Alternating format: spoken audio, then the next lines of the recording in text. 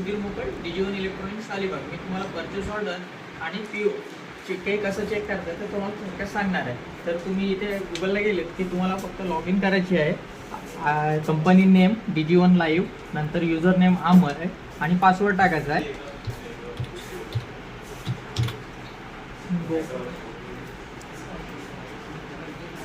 इथे तुम्हाला system open होईल तुमची. नंतर तुम्हाला परचेस रिपोर्टला जायचं आहे. परचेस रिपोर्टला ओपन परचेस ऑर्डरला जायचं आहे. ओपन परचेस ऑर्डरला गेल्यानंतर इथे तुम्हाला डेट सिलेक्ट करायची आहे. 1 तारीख सिलेक्ट केली.